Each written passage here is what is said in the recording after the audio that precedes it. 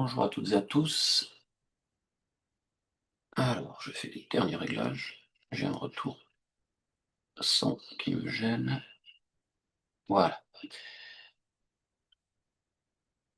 Donc, bonjour à toutes et à tous. Il est 10 heures. On est pour l'instant 22 participants. Enfin, il est 9h59 pour être exact. Le son n'est pas coupé. Hop.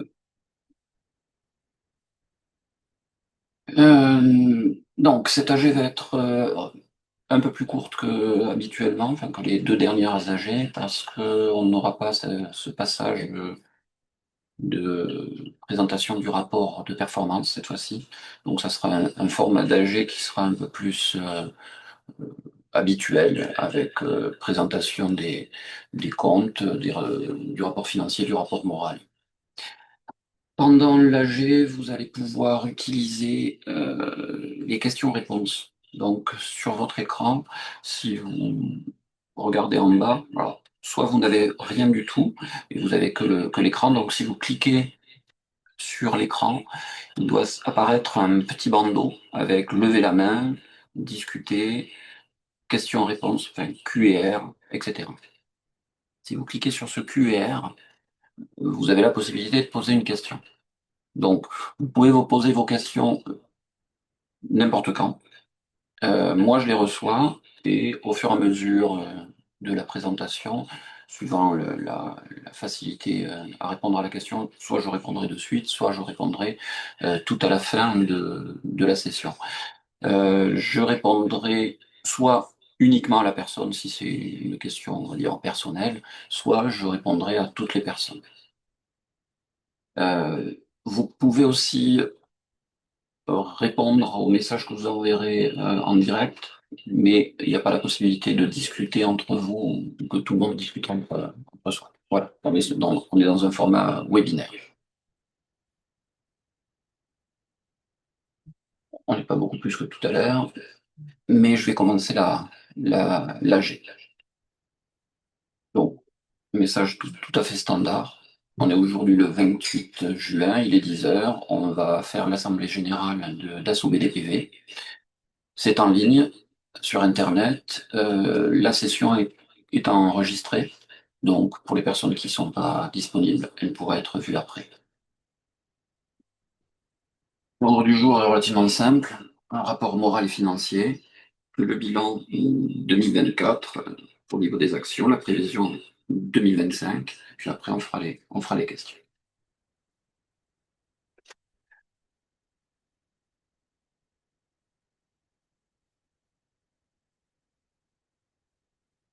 Je vois qu'il y a déjà une question que je regarderai tout à l'heure.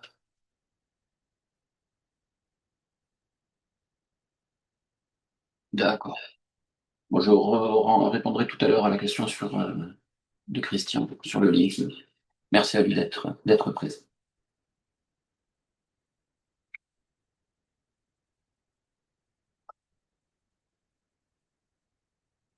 Excusez-moi, j'ai des fenêtres un petit peu partout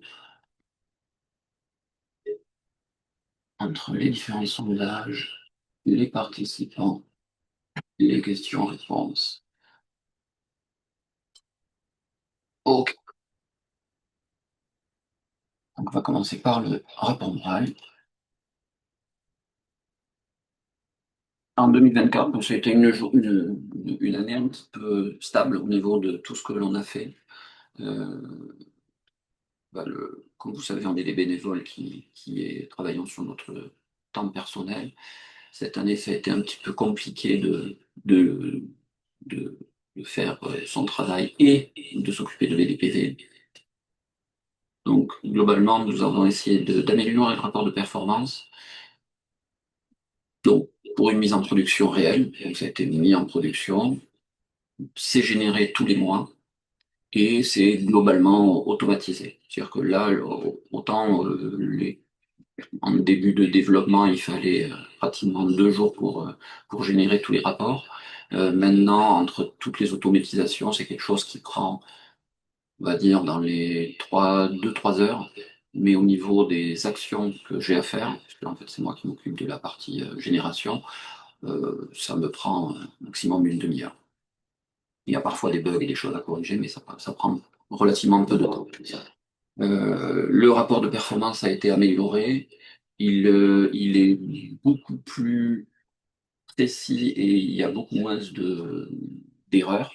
Mais Yves-Marie Saint-Drenant, qui est donc le chercheur qui a développé le rapport de performance, est sans cesse en train de l'améliorer.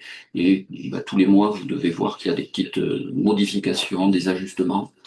Quand vous recevez ce rapport de performance, n'hésitez pas à le regarder. Et si vous avez une quelconque question, n'hésitez pas à nous en faire part. Si vous voyez des incohérences, pareil. On est encore en train de l'améliorer à chaque mois, presque.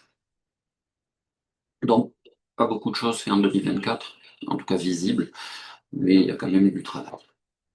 Au niveau des adhésions, ben, au 31/12/2024, on était 2207. Donc, on continue à augmenter petit à petit le nombre d'adhérents. Donc, c'est une évolution, comme vous le voyez, qui s'aplatit un petit peu, mais de plus en plus d'adhérents, donc c'est toujours positif. Concernant le rapport de morale que l'on va bientôt voter, bah, c'est ce que je vous ai raconté. On a travaillé sur le rapport de performance pour une mise en production et une automatisation.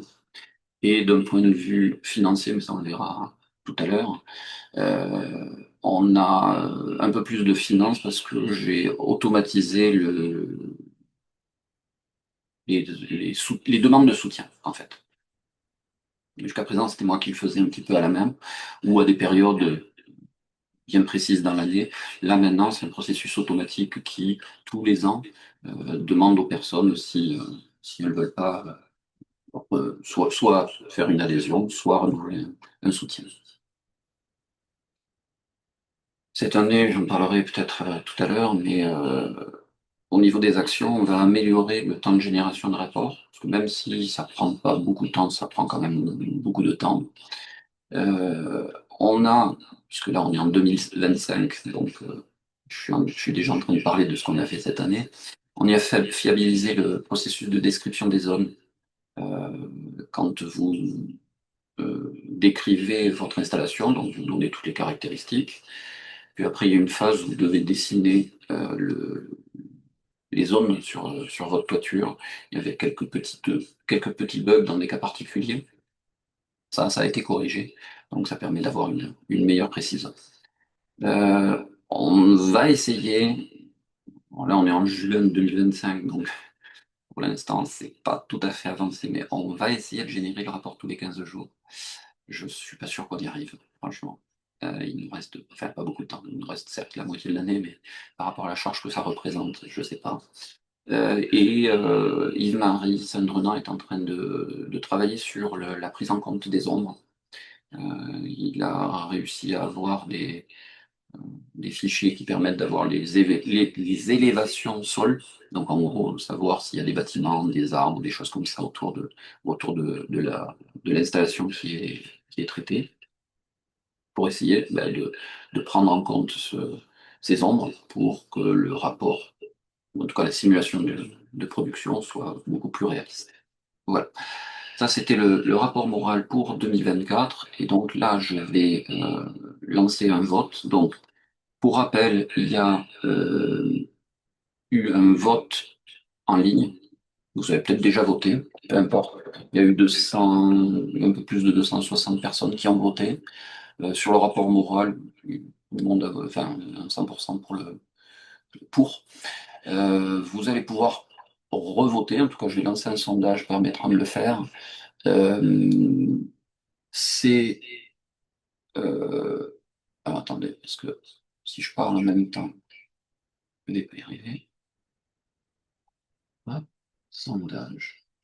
Ah, voilà, donc là, vous devez avoir un petit pop-up qui vient d'apparaître avec vote 1/3, approbation du rapport moral, et vous pouvez voter pour, contre, ou vous abstenir, ou ne rien faire. Abstenir euh, ou ne rien faire, ce sera considéré comme un vote blanc. Euh, Oui, donc vous avez peut-être déjà voté en ligne. Vous pouvez revoter là. Enfin, ça ne changera rien puisque moi je vais de toute façon prendre les personnes qui ont voté en ligne et voir qui a voté pour faire un bilan. Alors, moi, il faut que je vote quand même. Hop, soumettre.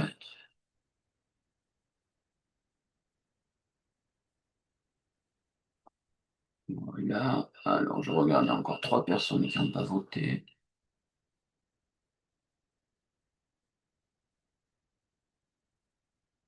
Un petit peu, deux personnes qui n'ont pas voté.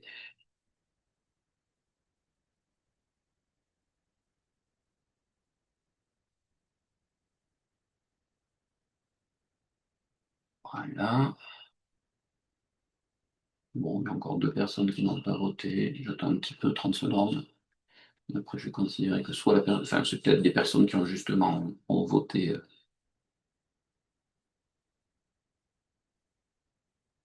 en ligne et qui ne vont pas revoter, enfin en ligne, par le sondage qui a été envoyé par mail. Donc, toutes les personnes qui sont présentes ont voté pour. Je vous remercie. Et je vais continuer par le rapport financier. Alors, euh,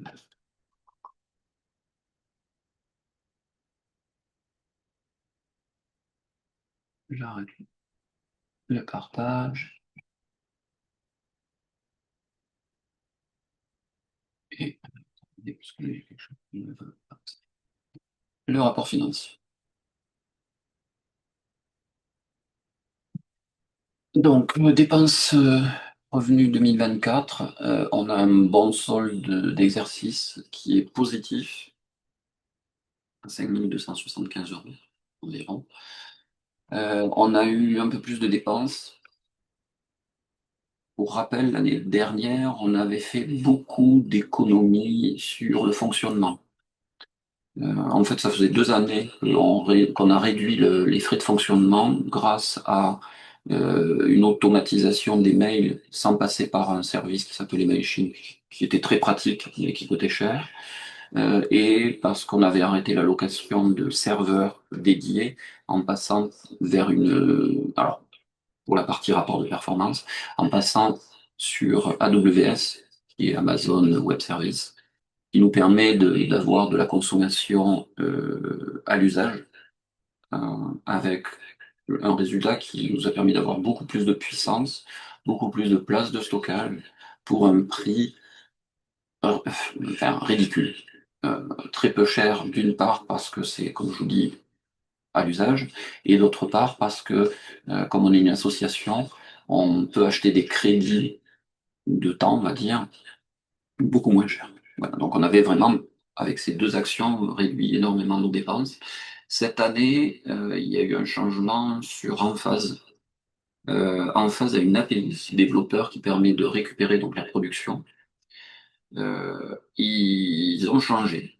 Ils ont changé et de manière dramatique. C'est-à-dire qu'avant, on pouvait faire pratiquement autant d'appels qu'on voulait pour récupérer les productions. Maintenant, c'est enfin, c'est payant. En tout cas, vu le volume que l'on veut avoir, nous, on doit payer. Donc, c'est 250 € par mois que ça nous coûte. Et pour un nombre limité d'appels. Donc là, à l'heure actuelle, on est passé d'un appel par jour sur toutes les installations à un appel toutes les semaines. Donc, là, si vous avez une installation en face, c'est pour ça que vous recevez les productions qu'une fois par semaine. Je suis depuis pratiquement un mois et demi en discussion avec eux pour leur dire que ben, on ne fait pas d'argent, qu'on est une association, que voilà, j'essaye de leur demander soit un tarif réduit, soit gratuit.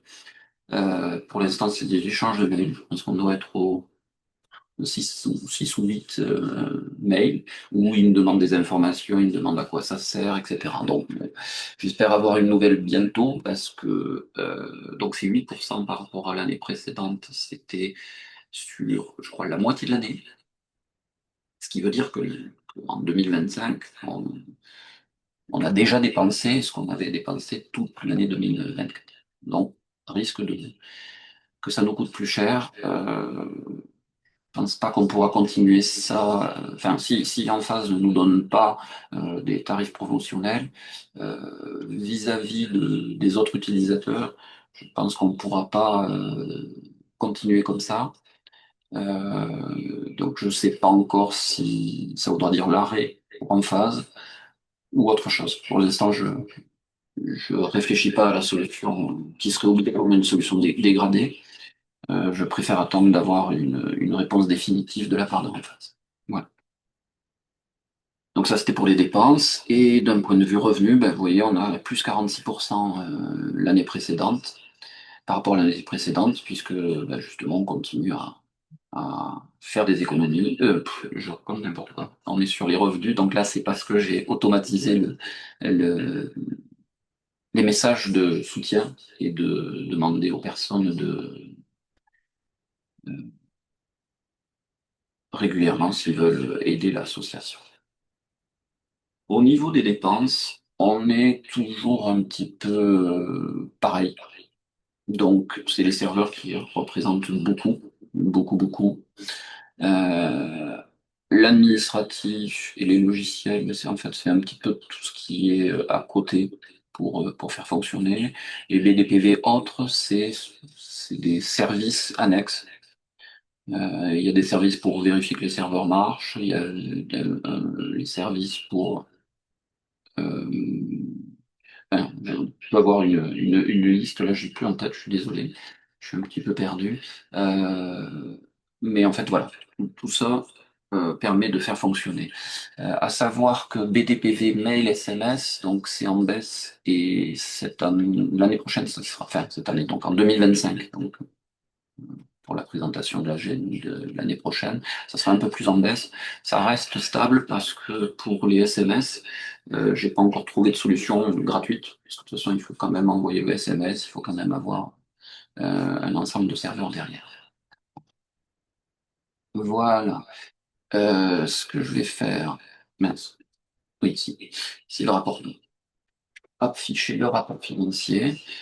Donc, je rappelle un petit peu tout ce que je vous ai dit là. Là, c'est un texte standard, donc je le passe et je viens plutôt là-dessus. Donc, les revenus de l'association, 6 200 de cotisation et 8 000 de soutien, donc plus de soutien que de cotisation, ce qui veut dire que c'est les anciens, enfin les adhérents qui paient, qui apportent plus de soutien que le nombre de nouvelles adhésions, les dépenses et puis le graphique. Et on va passer au vote. Alors peut-être qu'avant de passer au vote, je vais regarder s'il y a des questions sur le rapport financier.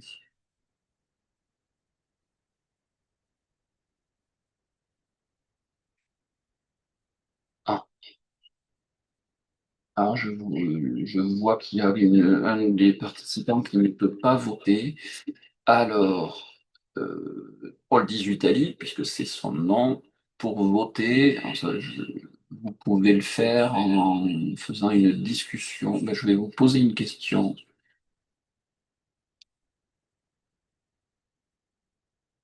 Ou même, non, ben voilà, ben en fait, vous pouvez soit si vous pouvez le faire par chat, soit par question-réponse, dire je vote pour, contre ou abstention pour le rapport moral et pour, contre, abstention pour le rapport financier et puis pour l'affectation des sols.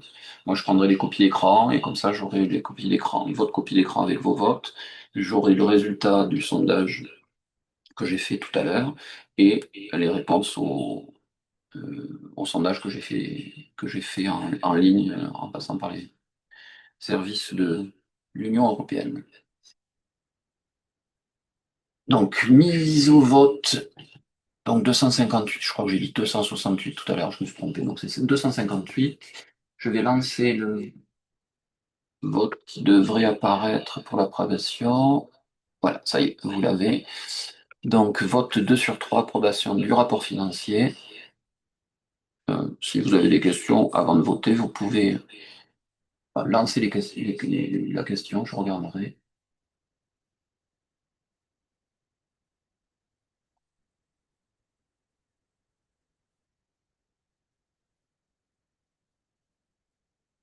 Ah ben voilà, tout le monde a participé.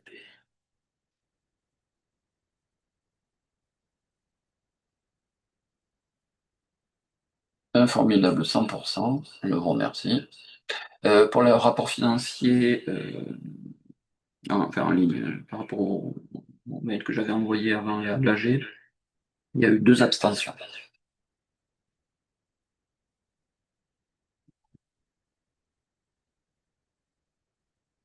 Ah, désolé, mais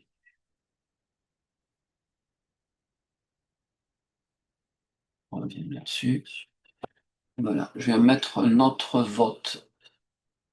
Alors oui, c'est un petit, j'aurais dû. Alors,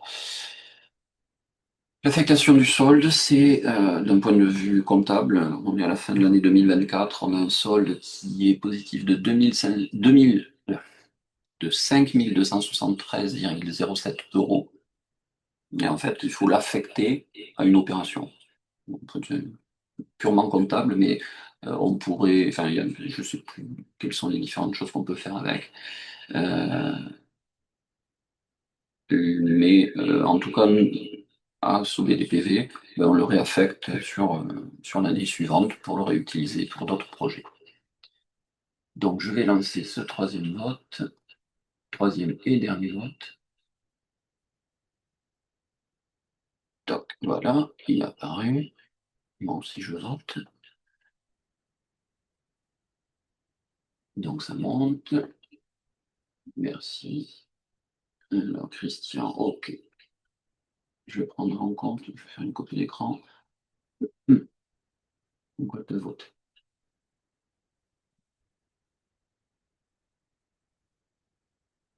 Alors là, ah si, oui. Petit à petit, les gens votent.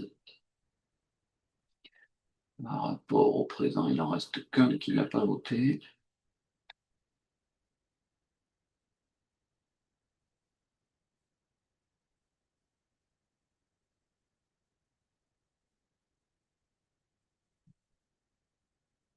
Bon, ben, je vais mettre fin au sondage.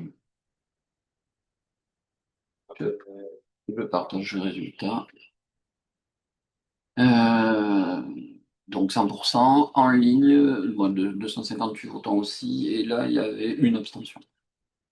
Bon.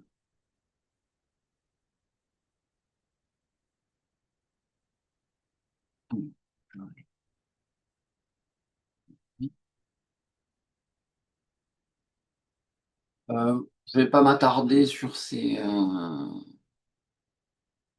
tableaux. Mm. Donc, bah, ça permet de voir débit N et débit N-1, les différences entre l'année 2024 et l'année 2023, avec bah, voilà, des changements, des améliorations, ou des surcoûts. Si vous avez besoin d'informations supplémentaires pour comprendre un peu plus ces chiffres, n'hésitez pas à les demander. C'est vrai que j'ai oublié de le préciser, en tant qu'adhérent, vous avez le droit de demander le journal des comptes pour regarder où vont toutes les dépenses. Oui, je crois que c'est le journal. Oui, c'est le journal avec toutes les dépenses, une par une, et je me tiens de toute façon à disposition pour les expliquer, pour vous guider, pour comprendre ces, ces gros documents. Je crois qu'il fait 38 pages ou quelque chose comme ça. Je le répète, la compta, elle est faite par, enfin, je le répète par rapport aux années précédentes. Et on utilise le logiciel Calem, qui est un logiciel comptable qui respecte les normes comptables. Donc, tout est bien tracé, tout est bien mis là où il faut. Là, on regarde, là, ce que l'on voit, c'est l'analytique. C'est moi qui choisis un petit peu ces répartitions. Mais on a aussi le journal comptable avec les comptes comptables réels, les affectations. Pour 2025, je vous en ai déjà un petit peu parlé en début, au niveau des échéances. Améliorer le temps de génération des rapports, donc ça, on l'a déjà un petit peu fait. La fidélisation des descriptions aussi. On travaille sur un rapport tous les 15 jours et sur l'amélioration de la prise en compte des ombres. J'en profite aussi. pour indiquer qu'on va peut-être faire, on va essayer de faire en tout cas d'ici la fin de l'année, une réunion spécifique rapport de performance. Donc j'enverrai un sondage avec quelques dates pour proposer une vision pendant laquelle on parlerait uniquement du rapport de performance et avec la présentation de toutes les dernières innovations qui ont été faites sur ce rapport de performance, mais aussi pour répondre à toutes vos questions. J'ai fait un prévisionnel. euh, Bon, j'ai considéré que cotisation et collecte, on en aurait un peu moins parce que, en général, c'est comme ça que ça marche. C'est-à-dire quand on a enfin, quand on a moins bien fait les rappels, il y a des gens qui, de les années précédentes, n'ont pas soutenu et qui font un petit effort. Et l'année d'après, ça rebaisse un petit peu. Donc, bon, j'ai estimé que ça allait baisser. Et au niveau des dépenses, je restais un petit peu stable en augmentant un petit peu. Le achat études et prestations de services, donc voilà, là on est à un compte 604 qui est donc un compte comptable, on n'est plus dans l'année que je vous en montrais tout à l'heure. Une petite augmentation parce que je considère que ça sera peut-être pas terminé cette année en phase et qu'on va cette année encore payer 250 euros par mois. Donc ça fait augmenter les dépenses. De mon côté, j'ai terminé. Donc, je vais reprendre vos questions. Alors déjà, est-ce qu'il y a des gens dans le chat qui ont dit quelque chose? Un Christian qui approuve. Oh, Christian.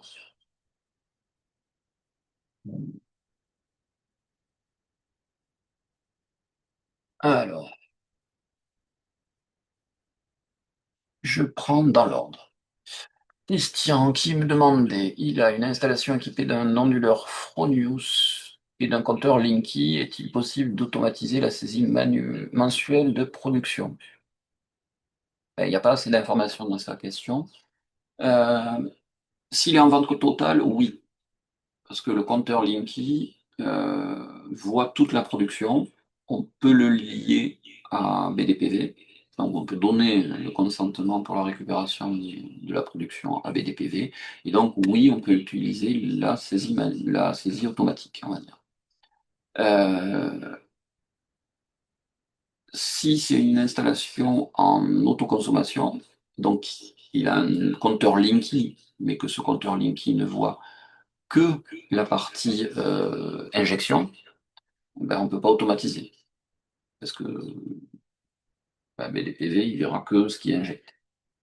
Et d'un point de vue Fronius, j'ai pas d'API, ou en tout cas, j'ai pas de,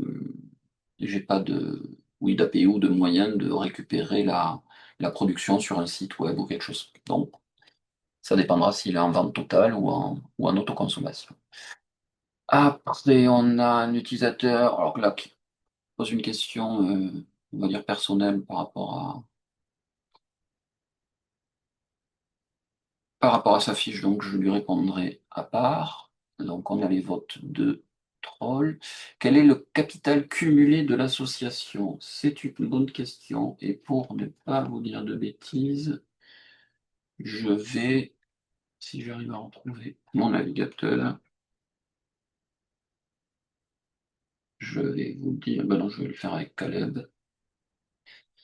Excusez-moi, je ne retrouve plus. Ah oui,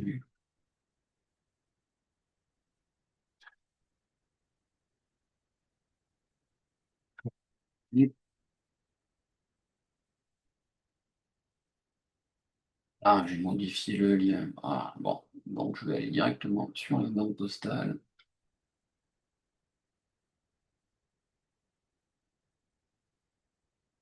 Peut-être je l'ai là aussi. Excusez-moi pour ce. Alors, je vais regarder les autres questions. Alors, j'ai Troll 18 qui n'a pas pu regrouper les deux comptes, Farfal et Georges Michou. Ben oui, parce qu'on ne peut pas. On ne peut pas regrouper deux comptes. Les deux comptes, enfin, ça c'est historique par rapport à BDPV.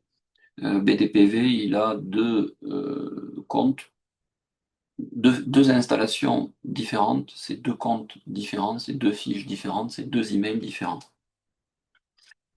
Ça nous coûterait trop cher en développement d'essayer de tout regrouper. Donc on y avait pensé pendant un temps et on a abandonné ça. Donc non, on ne pourra pas regrouper. Euh, et Alain qui dit, peut-on relever l'index Linky Enedis à distance? Si oui, comment? Alors le but c'est de savoir, enfin, je ne comprends pas trop la question.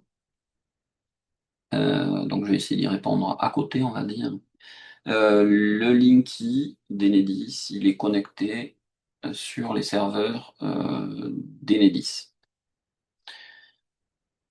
C'est-à-dire que tous les jours, ou tous les matins pour être exact, je crois que c'est entre, on va dire, entre 0 heure et 4 heures, le Linky envoie ses données, donc la production, vers les serveurs Enedis. Il envoie aussi l'index, je crois. Euh, donc index et production sur les serveurs Linky. Par contre, BDPV, lui, ne récupère pas l'index, il récupère la production. Donc, il peut récupérer que tel jour, à telle heure, il y a eu tant de production, ou tel jour, il y a eu tant de production, mais il ne récupère pas l'index. Donc si la question c'est précisément sur l'index, bah, c'est pas avec des moyens simples. Il y a des possibilités de les récupérer, pas avec les API que BDPV utilise, qui sont des API relativement simples, mais euh, un développeur, en contactant Enedis, peut récupérer ces index. Par contre, c'est avec, enfin, je ne vais pas rentrer dans des détails techniques, mais c'est très compliqué à mettre en œuvre. Alors, je suis toujours en train d'essayer de regarder les comptes, mais il me demande un mot de passe.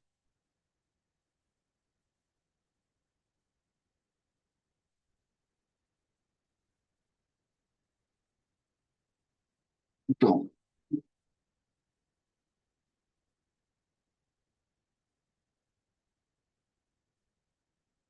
un peu long, je suis désolé. J'en profite pour de répondre à Alain aussi. Comment arriver à plus de 50% d'autoconsommation sans batterie? Bah, enfin, c'est relativement simple. Il suffit de produire 50% de sa consommation. Si vous vous souvenez d'un point de vue courbe, ben, vous avez une courbe de production, une courbe de consommation, et ben, il suffit d'abaisser la courbe de production et de l'étaler dans le temps. Donc, la question est un petit peu compliquée. Je pense qu'il faudra que... on- enfin, envoyez-moi un mail, on échangera pour que vous me disiez qu'est-ce que vous voulez savoir exactement. Donc, d'un point de vue capitaux de l'association, on est à 25 000 sur le livret A et on est à 7, un peu moins de 7, bon allez, on va dire 7 000 sur le compte courant. Donc 27, on est à 32 000. Donc, euh, on est large. J'essaye enfin, dépense, j'essaie de dépenser. En gros, l'objectif d'une association, c'est pas d'amasser de l'argent pour amasser de l'argent. Donc, j'essaie de faire un compromis entre les soutiens, les rappels, les dépenses.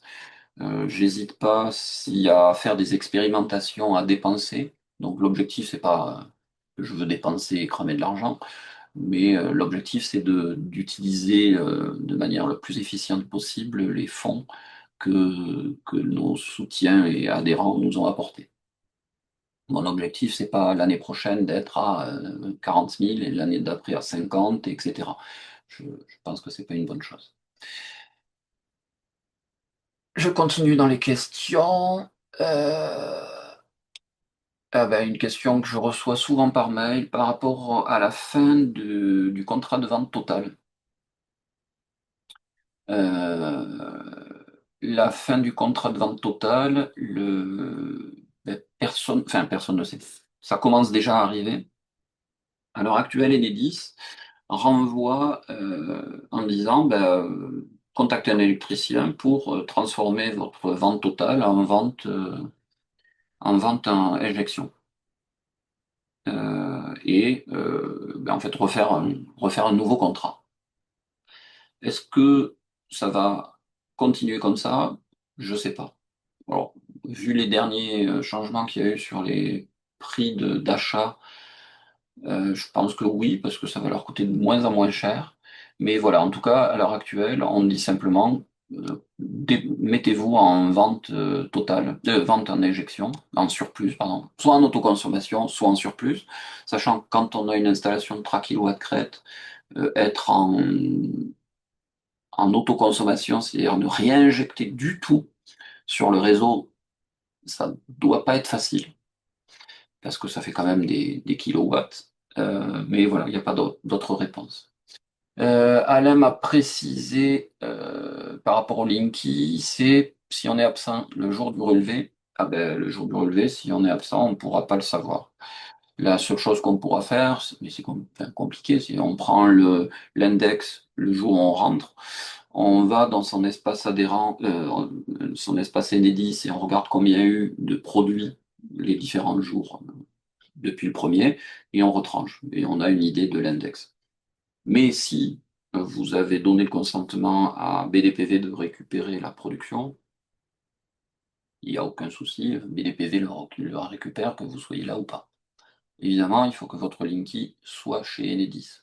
Toutes les personnes qui ont un compte, alors je crois que c'est vers Strasbourg ou à d'autres endroits, il y a un gestionnaire de réseau. Alors je dis pas, c'est pas le fournisseur d'électricité, hein. Non, c'est le gestionnaire de réseau. C'est celui qui est responsable du Linky, qui n'est pas Enedis. Et bien là, BDPV ne peut pas récupérer. Euh, une question un peu compliquée. Vous calculez une décroissance de production autour de 0,5%, mais quelle est la précision des mesures des énergies produites et des énergies estimées, car elles doivent être autour de 3%, et donc en déduire. Alors, là, cette question, elle est un peu trop compliquée pour moi, Jean-Michel. Faites un mail que je transférerai à Yves-Marie Sandrenan qui fait le rapport de performance et il vous y répondra. Et c'est ce type de question donc, qui correspond au rapport de performance auquel on répondrait pendant une réunion spéciale, le rapport de performance qu'on va essayer de faire. Euh, on va contacter GPPEP. Bon, ben Jean-Paul, alors c'est vrai qu'on peut contacter GPPEP, je sais pas. Alors je suis au GPPEP aussi, mais j'ai pas entendu qu'il y avait quelque chose de fait. Mais c'est vrai que le GPPEP va au moins euh, organiser toutes les personnes qui sont dans un cas comme ça. Et après, Jean-Paul demande aussi de lancer une étude sur l'effet de l'introduction du réactif. Euh, Alors, je m'excuse, Jean-Paul, j'ai toujours écouté tes explications sur le réactif, mais j'ai pas tout compris, donc contacte-moi, on verra ce que ça fait. Donc, au niveau des questions, j'ai répondu à toutes les questions. Je vois qu'il y a aussi d'autres personnes qui me font des suggestions dans le mail que le lien de récupération ne fonctionne pas sur Firefox. Ah ben alors là, non, je vais pas mettre une indication, je vais plutôt essayer de corriger ça. Je ne savais pas que le lien ne marchait pas avec Firefox. Voilà. Euh, Pourquoi? Alors, Pascal demande pourquoi dans notre fiche, nous ne pouvons plus modifier nos événements. Eh bien, parce qu'en fait, il n'a jamais été possible de modifier les événements dans les fiches. C'est moi qui le fais à la main. Donc, s'il y a quelque chose à modifier dans vos événements, donc les événements, c'est nettoyage des panneaux, changement de l'onduleur, panne, etc. Vous me l'envoyez. Voilà. Donc, Pascal, envoyez-moi l'information. Donc, c'est contact@bdpv.fr.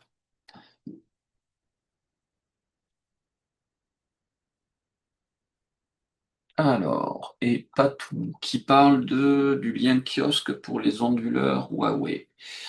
Alors, on vous transmet un lien kiosque à renouveler tous les ans, avec une perte de relevé pour BDPV pendant quelques jours. Y a-t-il une façon de autre que kiosque qui serait permanente? Eh ben non. Pardon, non. Si vous êtes en vente totale et en Linky, oui.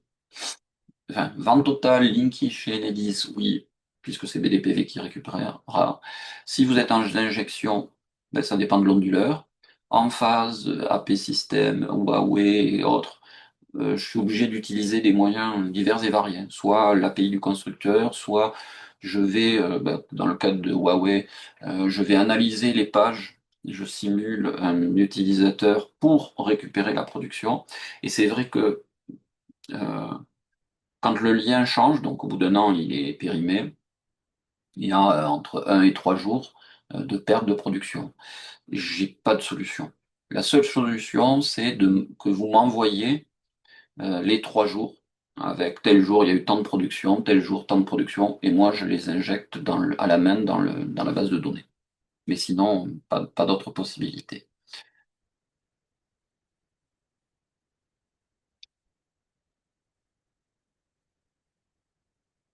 Alors j'ai Jean-Michel qui répond à Jean-Paul sur le réactif.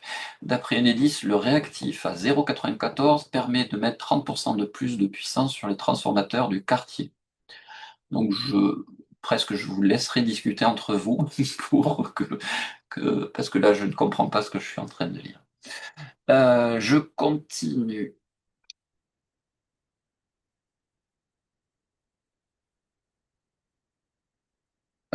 J'ai pas d'autres questions, si ce n'est que Pascal me dit qu'il a pu modifier les événements en 2020, ça m'étonne, mais ça m'étonne.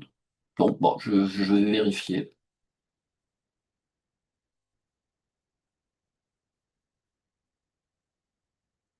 Je n'ai pas plus de questions, je n'ai pas plus de choses à vous raconter. Alors, on est, bon, c'est un petit peu baissé, on est plus que 27. C'est monté jusqu'à 32 spectateurs. On n'est plus que 27, ce qui, genre, je sais plus d'une année sur l'autre si c'est bien. En tout cas, je vous remercie beaucoup d'avoir pris un petit peu de votre temps pour regarder la vidéo, l'AG. Si vous voulez revoir cette AG, je vais la mettre en ligne dans quelques heures sur notre compte YouTube. Et si vous avez des questions que vous n'avez pas posées ou auxquelles vous n'avez pas pensé, n'hésitez pas à me contacter, contact@bdpv.fr.